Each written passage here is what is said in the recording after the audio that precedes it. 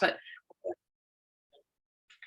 thank you all so much for attending today's First Thursday on Environmental Justice with EPA. We're excited to have yet another wonderful speaker from EPA joining us today to hold an important conversation around environmental justice. Again, you're joining Sustainable Tulsa and First Thursdays. We're glad to have you with us today. We hope that everyone is doing well, and we're looking forward to the conversation today. Before we get started, Morgan is going to launch a poll, and if you don't mind, please take just a moment to answer those questions on the pop-up on your screen. We'd love to get your feedback that helps us improve this program for you. So thank you so much for joining, and take just a moment to answer those questions. We want to say a big thank you to our program sponsors who made First Thursday like this possible, and continue throughout the year. Of course, we hold these first Thursday of every month. Our lead sponsor is Williams. Our neighborhood partners are Public Service Company of Oklahoma and PSO Wind Choice. Our community advocates are American Waste Control, Cavanta, The Met, One Oak, Save Our Streams, Spirit Air Systems, Tulsa Farmers Market, Bank of the West, and Camp Rivera. Please give them a round of applause and thank them. If you know them personally, send them a thank you in chat, because truly we wouldn't be able to do this program without their support. So we really appreciate our community partners and our sponsors. I also want to say thank you to my wonderful Tulsa board members. They have been just wonderful to work with this year, and just moving through a big year for us. So I wanted to thank Richard Cox, Wayne Isaacs, Carrie Rowland, Rick Katarski, Pam Taylor, Ann Money, James Williams, and I think Carolyn Janey. We had several more join, and I wanted to be able to share that. We also have Carrie Rowland with us. So thank you so much. Let's give them a round of applause for their community service to Sustainable Tulsa. And if you know any of them, send them a note and thank them for their service. Also want to thank my team, our Sustainable Tulsa team today, and for their hard work. So let's see, I think we have a slide there for our team members right there, and want to thank them for their support. We have, let's see, do we have the next slide to show our team there? We have Teresa Kerrigan, our scorecard director, Jill Maud, office specialist, and Morgan Fairley, our sustainability education and events coordinator. So give them a round of applause for their hard work, and wanted to do a big shout out to Morgan leading today's program. So thank you, Morgan, for all your coordination today. If you want to support the work we do, becoming an individual supporter, we just, Kara Tilley became a sponsor today. Thank you, Kara. I don't know if you're on the call right now, but thank you. You can become a sponsor. It's so easy. It's $25 when we put your name up on the website to thank you. So click on the link that you see there in the chat and become a sponsor today. That also, or a supporter, that also helps us produce these programs for you and get this important information around sustainability out to you and your community. So thank you so much for all of our supporters, and join us today if you haven't done that yet. And please join us actually for our next First Thursday. It's happening September 1st. That will be a social hour. It'll be at Neff Brewing, where we can network and mingle with the Sustainable Tulsa community. We'll begin recharging up. We have recharge coming up, and so we'll be sharing some of the things coming up with that, and we'll have lots of great information about recharge there. We'll be launching our silent auction. There'll be some great items there. And of course, Recharge helps to sponsor all of our programs throughout the year. And we are so excited about Recharge this year. We will be at Post Oak Lodge, and we will be celebrating big. So please join us. You also can buy tickets, and we'd love to see you there. If you're interested in volunteering, there's also an opportunity there. We'd love to to have you there. Also want to say thank you to all those that have joined us on Facebook with our Sustainable Tulsa Facebook group. This is a way to connect and share what's going on in the community and the sustainability community beyond what our conversation today and what you might share in the chat. So please join us there if that's a way that you like to connect. And I think that'll be shared there in the link how you can be involved. So join us if you can. And now I'm going to turn it over to Morgan Fairley to introduce our digital booths. Morgan? Thank you, Corey. Hi, everyone. I'm going to introduce our booths today, starting with starting with our lead sponsor of Williams. Since Williams was founded in 1908, much has changed. The growth of cities, rise of technologies. Our transformation from a family-owned business to America's clean energy partner, supplying natural gas for cooking, heating, and powering 76 million homes. And while so much has changed, some things should remain the same, like keeping promises, exceeding safety standards, doing the right thing, and protecting the environment. Williams, we make clean energy happen. Excellent. Since Williams...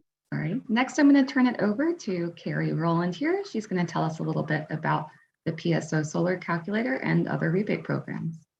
Yeah, so good afternoon, everyone. Just wanted to make you aware that PSO does have a solar calculator. I don't know if I've introduced this to this group or not, but would welcome each one of you to check out. There's the website link there down on the bottom, but it's kind of fun to do for your house. So it has a calculator. There's also a guide that explains the process of going solar, of owning versus leasing, tips on how to hire a contractor, and how to apply for that interconnection to the grid. So it says here that it'll ask for 12 months of billing data and understanding the orientation of your roof. I was actually able to go on without that information, so see how it works for you all. But we do have a special rate for solar customers. It's called NEBO, Net Energy Billing Option. And so what that means, if you are able to produce excess of what you use, you can export on the grid, and you can make just a little bit of bill credit on that. So anyway, be sure and go out and check that out. And then if you have any questions, my contact information's on the next slide. I think it's on it. There it is. Yay. So give me a call or an email. Let me know how you like it. Okay. Thanks. Thank you so much, Carrie. That's great information to have. With that, I'm going to talk a little bit about our community advocate sponsors. First, we have American Waste Control. They offer single stream recycling services. So if your business is in need of recycling, please give Amanda a shout at amanda@awcok.com. Next, we have the Met,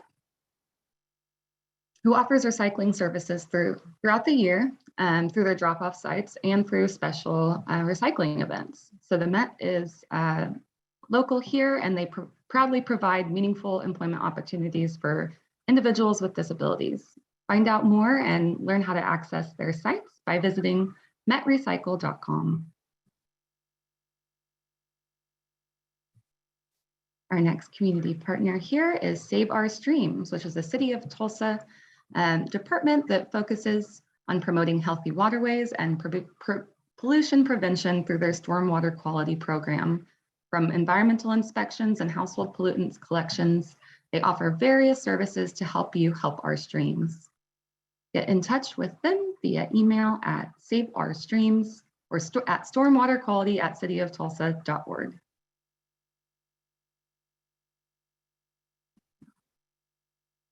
And then, are you curious about the carbon footprint of your purchases?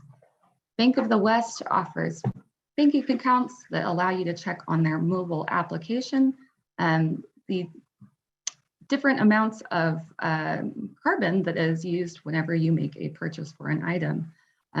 This is an exclusive service that they offer, so definitely go check them out. They also donate 1% of their net revenues from your account to the planet, to 1% for the planet at no cost to you. Contact Eric Anders with his number at the bottom of the screen there if you'd like more information. And finally, we have Tulsa Farmers Market, which takes place every Saturday from May to November in the Kendall Whittier District. Join them this Saturday from 7 to noon to get local produce and other delicious local fares. And they are also offering a second Sunday event for a makers of arts and eats. So be there next Sunday, August 14th to see what that's all about. All right, I'll turn it back over to Corey now.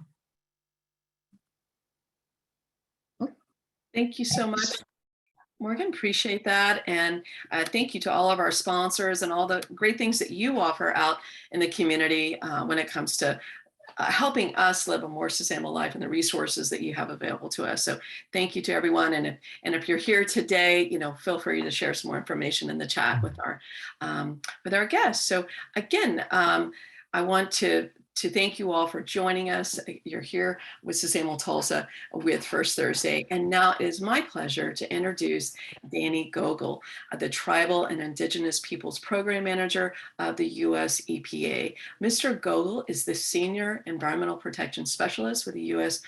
Environmental Protection Agency, Office of Environmental Justice, where he has served since June 1992. Has a lot of experience in this area, so we're excited to hear from him. Mr. Gogol has a public policy, environmental policy, and public administration background. He's currently the Tribal and Indigenous Peoples Program Manager for OEJ and has been working on tribal and indigenous peoples, environmental policy, and environmental justice issues for over 33 years. Mr. Gogol is also serving as EPA's lead for International Human Rights Agreement. In addition to his work directly in the community and providing technical support for community revitalization and development, primarily through the group promoting an interagency interfaith collaborations for vulnerable communities, Mr. Gogol and his wife enjoy and experience the dynamics of raising 6 children. So thank you for being here today, Danny. We're excited to hear your presentation. Great, thank you, Corey. It's a pleasure to be here. And it's been a long time since someone's read all that out. So they're going, how do you take that if you're someone who doesn't know me? It's like, what is all that about? So I'm not going to be covering all those topics today, but I am going to be giving some information, quite a bit of information on environmental justice. I understand there's a lot of interest in this topic for a lot of reasons. Many of them are outside EPA, certainly the administration, as well as Congress. So we're elated that many of you are here with us today. So I'm going to provide quite a bit of information. I'm going to do my best to share as much as I can in the 30 minutes that I have. I realize I'm going to be talking pretty fast. And secondly, I put more on the slides that I'm going to be able to share, so you could all go back at a later date and review the material. So it's my pleasure to be here. I want to do a shout out to Nancy Johns with the Cherokee Nation. She's the one who hooked me into you all some way, somehow. And, we typically accept all the invitations we get to talk about environmental justice because we love the opportunity to share what's going on. So let's talk real briefly about what at least EPA, how EPA defines environmental justice. And this is our basic definition. I needed to clear out my screen, so I apologize for doing that and moving the slides. But the definition the EPA has been using for decades now is environmental justice is the fair treatment and meaningful involvement of all people, regardless of race, color, national origin, or income, with respect to the development, implementation, and enforcement of environmental laws, regulations, and policies. Now, since the establishment of environmental justice that grew out of work that we were involved in with many community-based organizations, EJ now has become a national focus. So this definition has a lot of emphasis on environmental law, but there's others who have tweaked it for their own respective programs. So meaningful involvement, just a little bit about what we intend by that and what it means to us. Here's 4 main points. That those that are predominantly going to be impacted or potentially impacted by our decisions have the opportunity to be involved in the decisions that are made. That contribution has an opportunity to influence the decisions that are made by the regulatory agencies, and EPA obviously included. and that the concerns of the participants involved will be considered in that process. And then lastly, that it's our intentions to be proactive in seeking the involvement of those that may be potentially impacted in our decision-making. So that's one core facet of environmental justice, the principle of meaningful involvement. The other one, fair treatment. I want to give a little bit of a deeper dive on that too. So it's that no group of people and should bear a disproportionate share of the negative environmental consequences from industrial, municipal, commercial operations, or the execution of federal, state, local, and tribal environmental programs and policies. And something that's been talked about more readily these days is also to be looking at the benefits of the environmental protection, and that there's equitable protection that's occurring as well.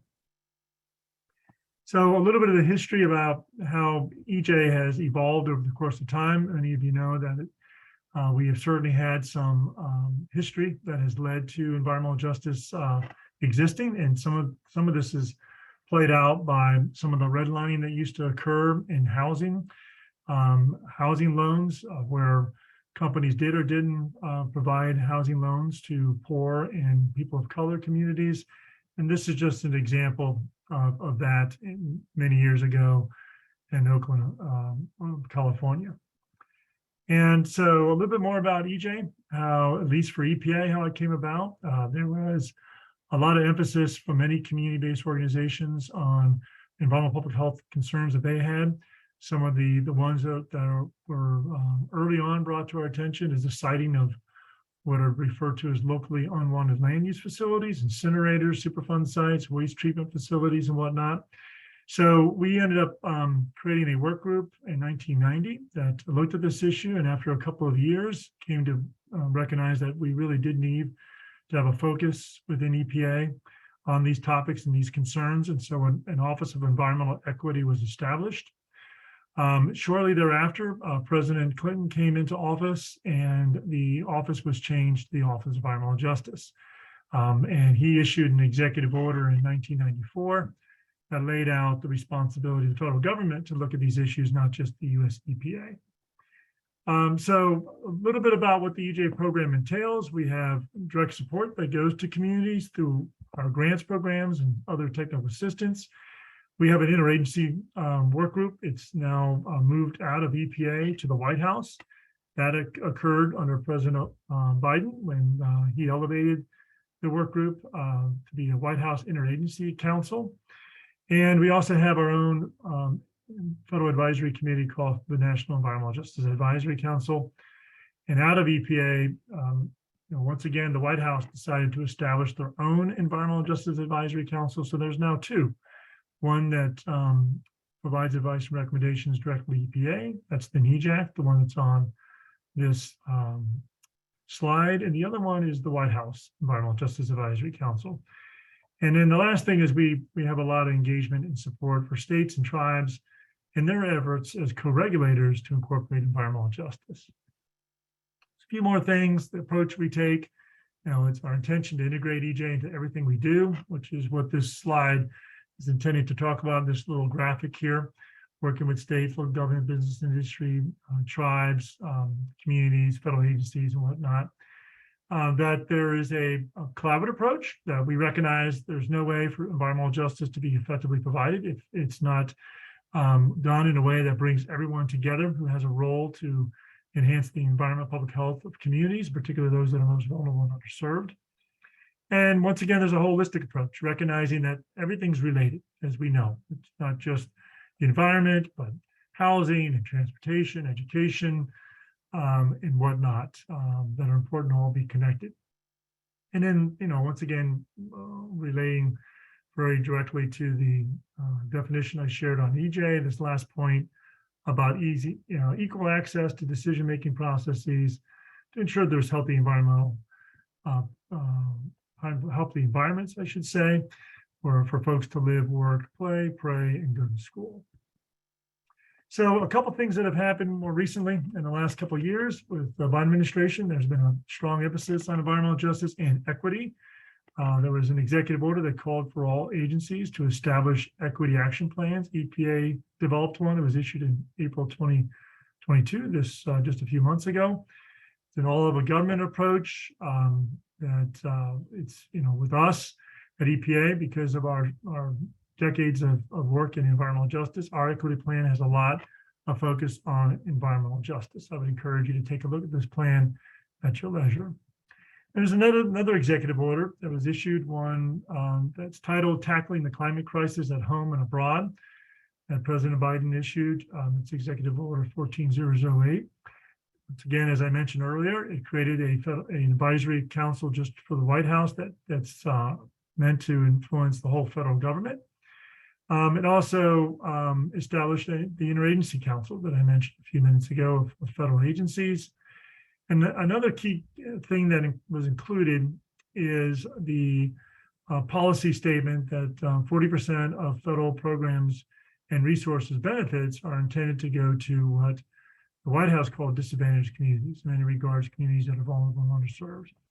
So that'll be something I touch on as well. So these are two big policy activities under the Biden administration, these executive orders that have led to a lot of work on equity and environmental justice.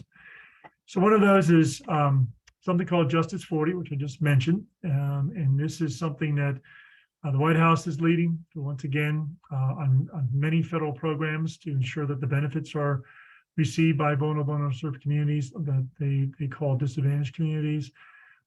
There's a tool that was created for that called the Climate and Economic Justice Screening Tool. This tool identifies where throughout the country are these quote unquote disadvantaged communities using the data that was put into that tool. And each agency is supposed to be reporting on how well they're living up to meet that policy goal of 40% of benefits. And there's quite a bit of public engagement that's supposed to happen, is planning, is occurring regarding this policy action. Getting back to EPA, so that Justice 40 was government-wide, all federal government-wide. Now getting to EPA, we went ahead and recently completed our 2022-2026 strategic plan for the agency. And no big surprise, I'm sure, to you all, given all the emphasis on environmental justice and equity in the administration, that we would have a strong showing and focus on environmental justice and equity in our strategic plan. For the very first time, the agency has a separate goal as part of our strategic plan. It's goal 2, that's circled here in red in the bottom left of the slide. Take decisive actions to advance environmental justice and civil rights. So here are a couple of the key objectives I just wanted to point out, and I'm not going to read through all this, but objective 2.1 about promoting environmental justice, civil rights at the federal, tribal, state, and local level. That's working very directly with the governments to advance EJ. And the other one about embedding environmental justice, civil rights in EPA's programs, policies, and activities. So this is inward focused, and particularly in our work with communities, that the work is community driven, coordinated, and collaborative, and that we seek to also establish a community of practice. So we learn from this work and do it on a consistent, regular basis. Getting a little bit more of the weeds, for those of you who are interested in enforcement issues, there's lots of memorandum that were issued last year to beef up our enforcement capability of looking at environmental justice, considering environmental justice in various aspects of the agency's enforcement program. So I'm not going to read through these, but these are all listed, and there's hyperlinks if you're able to get a copy of these slides to these particular memorandum. And something that's near and dear to my heart, because this is something I have responsibility for, is an agency policy that was actually issued in 2014, but has gotten a big boost in attention and effort to put it into greater practice. It's the EPA policy on environmental justice for working with federally recognized tribes and indigenous peoples. There's 4 main components of this. It's when EPA goes about doing direct implementation of federal programs, how we integrate EJ in that work, both outside in the country and in country, how we work with tribes specifically and helping them build up their capacities to address EJ and be responsive to their concerns. And it speaks to how we work with all other indigenous peoples. So these are all other individuals who identify as Native American or indigenous who are not federally recognized tribal governments. So it's everybody else, which is a pretty large group of folks. And the last one is how we work with various other agencies, states, tribes collectively to coordinate and collaborate to address environmental justice concerns of both tribes and indigenous peoples. And then just speaking a little bit about the Environmental Justice Advisory Council, that federal advisory committee that EPA's had for a number of years. Actually, it's 29 years now, so next year will be the 30th anniversary. So this is a group of folks that are various stakeholders, non-feds, all, whether it's tribal government, state government, local government, nonprofit organizations, academia, business industry, and whatnot. They give us advice and recommendations on how we can do a better job of addressing environmental justice. And one of the tools I wanted to highlight is something called EJ Screen. It's the agency's screening tool for identifying areas of potential environmental justice concern. So these are not, this, unlike the tool that I mentioned was out of the White House on Justice 40, this is not meant to have a definitive answer to what is, a community with EJ concerns, but using a set of data that we have quite extensively to identify areas that have a lot of environmental issues, that are at least environmental permits and activity, I should say, that perhaps are areas that have EJ as an issue. So it's meant to help us see where we should look more closely at to ensure that the environmental public health is being effectively protected in those areas. There's demographic data that's used and whatnot. So here's a little bit of a breakdown on that. Here's what are called environmental justice indices. Here's the information. Many of you who work in the environmental field would recognize some of these categories, particulate matter 2.5, PM 2.5, ozone, diesel, particulate matter, air toxics, cancer risk, and so on and so forth. And you'll see some of the other data sets that are data that's under these other categories of pollution sources, socioeconomic indicators, looking at age of the residents and race, looking at education levels, a whole variety of things. And this is something that the agency uses, once again, as a means of screening where we should be looking more closely at communities. I have only a few slides left. I just want to highlight the fact that the agency has received a sizable increase in its budget from Congress this past year. We've went from typically, I think, around 10 or 11 million to 100 million, so a huge increase.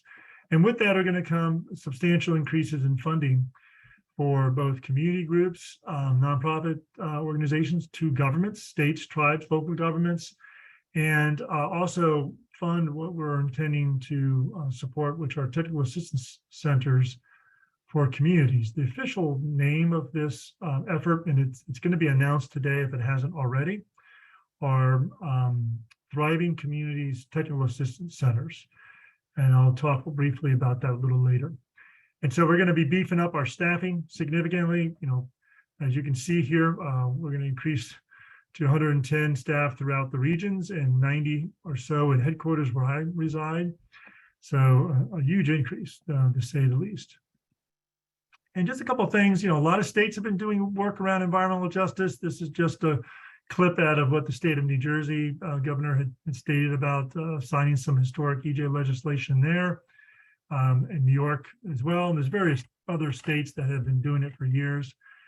And then just to throw out to you the practical application of some of this, a lot of it has to do with looking at, fair treatment, meaningful involvement. To what degree are communities and residents in these communities involved in decisions that are being made within their communities about development and siting of sites and facilities and whatnot. So there was a big decision that came out of a permit called the General Iron Permit out of Chicago. It's worth Googling and taking a closer look at, and you can kind of get a sense of how EPA worked with the city to look at potential impacts that can come out of that proposed siting of that facility.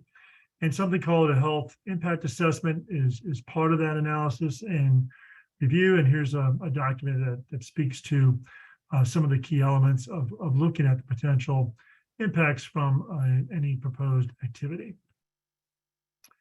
So this is one of my last slides. So what's the implication of all that I've just shared? And I know it was a lot, and I apologize. I felt it was more important to give you more than less, so you could go back and read it at your leisure. because there's so much going on within the EJ program, within not only EPA, but the federal government at large. So here's a couple key takeaways. Just treatment and meaningful engagement with communities with EJ concerns is what it's all about at the end of the day. What is EJ about? It's to making sure that all communities are effectively engaged and involved in decision-making, that their environmental public health priorities are effectively addressed, that they're being provided the same protection of their environmental public health as other communities throughout the United States. That just because they're vulnerable and underserved doesn't mean they don't receive that treatment, that equitable support, if you will. This whole notion of having responsiveness to community input in our decisions, not only do we want to get input, but be responsive to that and let folks know how their input affected our decisions.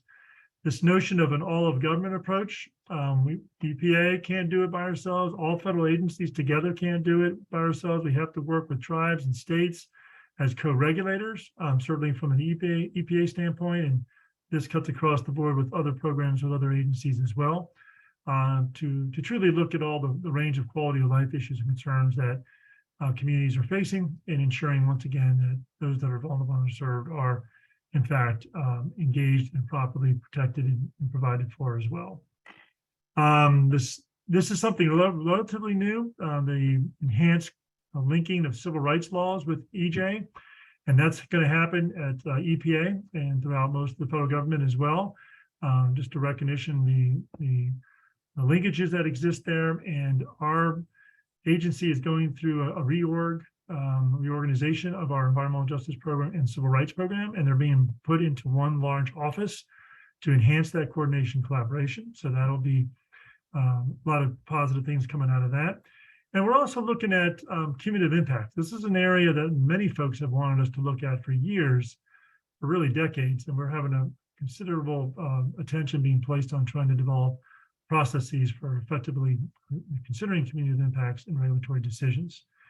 And then lastly, once again, related to cumulative impacts, disproportionality, and establish some agreements with the regulatory partners, our states, tribes, local governments, about how we can do that collectively with them, and pull in this very important aspect of providing environmental justice. So that's it. I don't know how long that was, Corey, but it was obviously under 30 minutes because you didn't tell me it was time was up. That's right. Thank you so much, Danny. That was just packed full of so much great information. We're seeing some questions and comments in the chat. So I think everyone was very intently listening to what you had to offer, so much information. And I know Morgan's pulling together some of those questions right now. One of the, a couple questions that she's pulling those together are there any new jobs posted yet? You talked about this expanding, and so where would someone find out about that? Yeah, great question. So there's not only are there going to be 90 or so jobs out of headquarters, but I mentioned about 100 out of the regions. Now, some of those are folks that are going to be quote unquote lateraled, just moved from some office within the region or the program into providing, being possibly brought in to be part of the Office of Environmental Justice and or the EJ program across the EPA. But most of those are going to be advertised. So USA Jobs is a key thing for anyone who's interested to get familiar with. You want to go on that now, create your your site, I can't remember what they call it, but basically the general information, your name and address, and put in your general information about your experiences and whatnot. So you're ready when those requests for, when basically those notices go out. You can also identify on USA Jobs the kind of jobs you want to be alerted that are posted. So they'll send you a link saying, hey, this job came out. So I would highly recommend folks to go to USA Jobs. It's just go ahead and type that in Google, it'll pop up. Create your account with your basic information. And so you're ready to basically put in the required information for any particular job that comes up. It's our hope to also blast it out to folks. We're not going to just put it out on USA Jobs and hope that reaches everybody. But put out the notice, just email folks that we know, and probably put it on our, what is called our EJ listserv. So if you're interested in environmental justice and you're not on EPA's EJ listserv, I strongly recommend that you sign up for that. If you just Google EJ listserv, maybe I might be able to do it myself. It's just you send an email, a blank email to a email address, and I should have figured that out. I should have thought about it ahead of time, just put it in the chat room, but maybe someone can Google it real fast, just find that information and put it in the chat room. So I would highly recommend getting on that listserv. We don't put, we don't send 5 or 6 messages a day. It's a couple a week, but we put out information about some of the key programs, the grants, the maybe, announcements of webinars and other things. So I would strongly recommend doing that. And just to follow up to that, I think Morgan will have a couple other questions. And I think this question kind of encompasses more than, would I be, this person's asking what kind of skills does someone need to be a part of this type of position, and probably addresses more like what type of skill sets are part of your department. And are there types of skills that you're looking for in your team or your team exhibits? So there's going to be positions in almost every facet of the new office. The office is being elevated to something called a national program. Unless you work, if you're environmental staff with a tribe or a state, you may not understand what that phraseology national program means. It means it's going to be a very high level office with a Senate confirmed leader, so political leader, which we don't have at this juncture.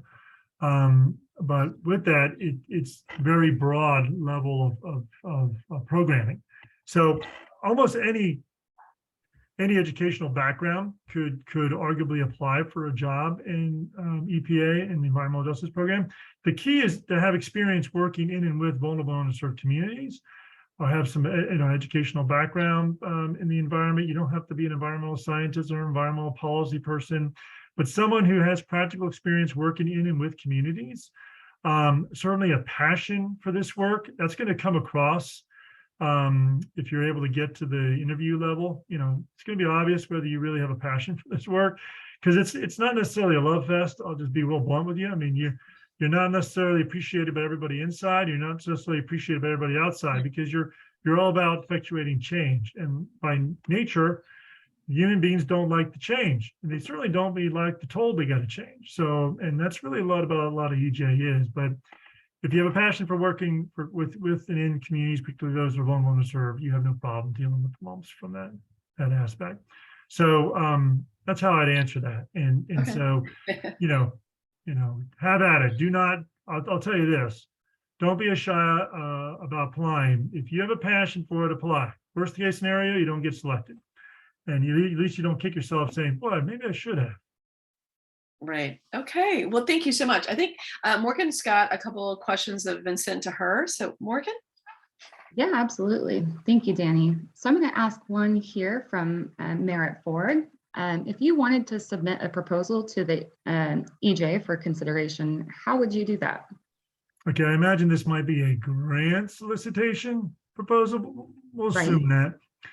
So what I didn't go into detail, but I'm going to briefly share with you, is that because we have such a substantial increase in our budget, we're not able to manage the grants out of headquarters like we had in the past. We just don't have the bandwidth, and it's going to take us a while to build out the staffing. So we're likely going to be seeking a entity or two to run the grants programs for us. And so that's going to take a little bit of time. So it's probably not going to be until March that folks start seeing a request for proposals for any one of our grant programs. That's the EJ small grants, the collaborative problem solving cooperative agreements, the state and tribal environmental justice cooperative agreements, local governments. So, but even that may be the case. It may not be until March that you see that. I would strongly recommend that you go on our webpage now. Just Google those programs. I didn't have a slide on that. I had to cut off how much information I told you because it's just too much. But just Google environmental justice small grants, and you'll get to our webpage, and you can start learning a little bit about what those entail, what were the requirements, what was kind of, there's a listing of all the projects that have been funded over the last 20 years or so. So you can get a sense. I wouldn't go back 20 years. I would go like, 3 or 4 years, see what we've been funding, and then give you a sense of the kind of projects that you could perhaps seek financial support for. And then we also have the Collaborative Problem Solving Cooperative Agreement. That one's a much larger grant program. In its early days, it was only $100,000 for 2 years. Then it went up to 200,000, and I'd probably be around that next time around. Our small grants used to be way back in the dark ages when I started 5,000, believe it or not, but that was 30 years ago. So it's now, then it got up to 30. Now it's like 70. So even though these are quote unquote that one's small grants, it's still a pretty good chunk of change to do something with. And these grants, by the way, the EJ small grants, collaborative problem solving cooperative agreements, were predominantly for community-based grassroots organizations, nonprofits, and tribal governments, which is a big thing. And then the other one, the state environmental justice cooperative agreements, were for states, tribes, local governments. That was all about, basically trying to establish their own environmental justice programs to build the capacity to do that. Sorry, that was a little bit long-winded response, but there you go on that. Very thorough. Thank you so much, Danny. Next, we have a question from Susie Scott. Does the EPA Environmental Justice Office arm weigh in on or vet utility provider programs, essentially to ensure that they're addressing environmental justice? Yeah, great question. What's been happening in recent months and year, particularly when the agency came out with its strategic plan, elevating EJ as a goal, one of the primary goals, and there's all these commitments that we're making. And I would recommend looking at that strategic plan and look at those commitments, the specific things we're saying we're going to do. And if it's in an area of interest to you, I would periodically ping the agency, wait about 4 or 5 months, say, hey, what's happening with this? What have you been able to do in trying to put into practice that commitment you have? And within that, there's a strong interest in encouraging all facets of our society to consider EJ, including obviously business and industry. And quite a few business industries have done that, on their own, because they see it as a good, governance and a business practice, right? Or something that they think is that they're socially responsible for, or it's a moral responsibility they think they have as a company, whatever the case may be, right? And so I would say for utility companies, it would be a really good thing to take a proactive action now to start asking the question, how are we administering our programs? How do we serve some of the more vulnerable and underserved communities in our service area? What means do we have to provide assistance when there's significant hardships that perhaps there can be some accommodation for? And so I would imagine, and I don't know this for a fact, but I do know this, that we're going to be wanting to work with business industry more readily as we build out our staff and get more people that can dedicate some time to actually encourage and support business industries that are trying to more appropriately consider EJ in their operations. So if someone wanted to send me an email, there's a particular utility, say, hey, I would like to find out if there's anybody doing anything, I'll be happy to shoot that out to some folks in my office and others and say, hey, does anybody know of any other utility that's taking EJ to heart and that would be willing to share their experiences with others? So I think it's great that question got asked. I can only know so much and do so much, and that's one area I haven't been able to play in. There's a lot going on in the tribal indigenous realm as well as the international rights realm, and it's about the majority of where I spend my time. Excellent. Thank you, Danny. One more question here, more on the kind of personal side of things. Based on your years of experience with environmental justice as an individual or business, which you did kind of just speak to a little bit, do you have any words of wisdom, advice, or tools to help us incorporate EJ into our daily lives or fields of work? Sure, just something that's going to sound really elementary, but it's I think something that if we think about it, it makes a lot of sense. If we were just to consider, whatever we're doing, right? If we're particularly government officials or business industry or academia, anyone that's not necessarily with a community-based group, and say, you know, if I were that community-based group, or if I was living in that community, and someone like me came in there or was going to do whatever we were thinking about doing, how would I want to be treated? You know, it's that simple question of, you know, do unto others as you want them to do unto you. Treat others the way you want to be treated. Be mindful of the fact that we're all fellow human beings and we want to treat each other with respect and dignity. So how do we want to do that? And I think that's, you know, as simple as that is, I think that would be a great place to start. And so, in adding to that, once we go through a little bit of that thought process and consideration, is then thinking about, you know, how the practices that exist within our own organization, you know, once again, anybody that's not in and lives in that community or is with a community organization, you know, what is it that we do now? What are our practices? And how can we establish the proper practices and procedures and methods that would enable us to be mindful of, if we live there, how we would want to be treated, okay?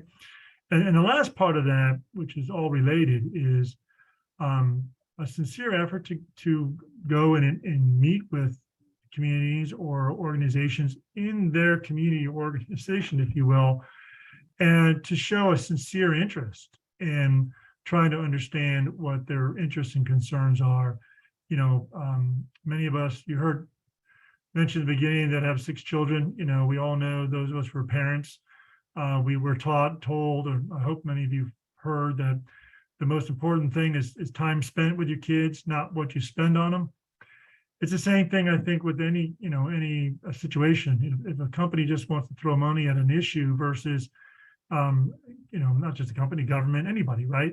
Versus going there and spending time and in the area where folks are, to make it accessible and easy for them, meeting with them on a Saturday or Sunday evening or Tuesday evening, whatever works best for the community, because you truly want to, quote unquote, invest in the relationship. That's the other piece I would share with you. So those are my 3 primary thoughts on that question. Wonderful. That's really great to hear. Thank you, Danny.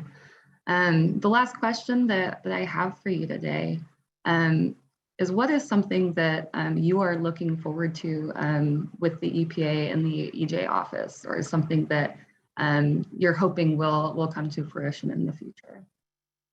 Wow, what a question. So that's a great question. I love it. I know who came up with that. I don't know if that was yours, Morgan, or if that was someone who typed it in. Might have been. Somebody? It was mine, yeah. Okay. So we're growing substantially, which is great. But my hope is that we don't lose sight on what the purpose of the program is all about. You know, we can end up creating this massive bureaucracy that feeds itself. And I'm not saying that in a negative way, that would be the intention. It's just something that can happen. So what I'm looking forward to is us having more resources and more focus and effort on the part of staff within the regions, particularly, and to some degree at headquarters, that gets out in the field and is able to work with and in more communities, so we can effectuate some real change and positive outcomes of all the other work that's important. I'm not going to diminish coming up with methods of community risk analysis or incorporating EJ in our regulatory development or enforcement, right? But all that is for a purpose. And the purpose is to protect the environment and public health of all communities and make sure those that are most vulnerable and underserved are protected as well. But that we also recognize and understand what are the priority interests and concerns of the community and try to work to address those. So you heard me early on mention, like I think it was objective 2.2 in our strategic plan about working in communities, and it said community driven, coordinated, and collaborative. The community driven is intended to be, what is it that the community has as their priorities. And it's, the whole other aspect of understanding that this is a, government-wide, multi-collaborative partnership approach to effectuate the positive change that needs to occur for environmental justice to be provided. Some of these issues have nothing to do with EPA's authority, and we should be okay with that because we can't do anything about it from the EPA standpoint, but we can sure bring in the people who can and work from a community angle versus our own priorities and interests that aren't necessarily bad, but they're not going to be as effective if we're not going to the community first and saying, what are your priorities and how can we help you address those? So that's a really relatively long-winded response. That's kind of pretty much the way I do everything, as you noticed. But this whole notion of things being community driven, and that we coordinate and collaborate with everyone to make that happen, including our state governments, tribal governments, recognize the importance of these co-regulators, tribes, states, and EPA, the federal agencies working together to serve the people, right? So yeah, that's it. Thank you. No, that's great, Danny. Thank you so much. Fantastic questions, everyone. Thank you for contributing. I'm going to go ahead now and turn it back to Corey for a few closing remarks.